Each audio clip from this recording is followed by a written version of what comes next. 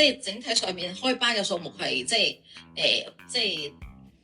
減少咗個叩門位啦，咁同埋小班教學其實已經即係競爭係冇減到，同埋有啲一線嘅學校反而其實都我哋感覺上15年裏邊咧，呢兩年咧其實冇係因為即係啲人走咗或者點樣而令個競爭減低或者係個難度減低，反而學校藉此機會咧都係揾一啲更加優質嘅學生，將佢哋嗰個即係 interview 嗰條 bar 拉高咗。所以其實好多時真係學校已經即係好識得揀人，佢亦都未必會淨係追求學術，好多時都會考慮小朋友綜合表現啊、家庭嘅情況啊嗰樣嘢。咁同埋即係頭先講啦，專才嘅家庭係即係佢哋抽獎嘅優勢係比小朋友低，因為其實佢哋冇乜分喺呢個自行方面，咁或者抽獎方面都冇乜分。咁其實變咗其實佢哋但係佢哋嘅學術嘅能力其實真係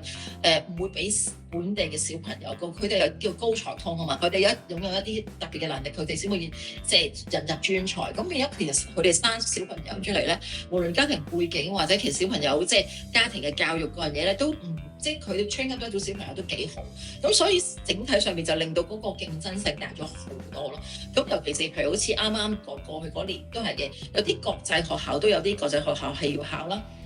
以往即係可能都會諗住直升咁樣，即係好多學生直升，唔會諗話咦佢會唔收自己本校嘅學生。咁但係即係啱啱嗰年即係市場上有呢個問題出現，而家長真係可能真係有時都失咗預算咁樣咯，係啊。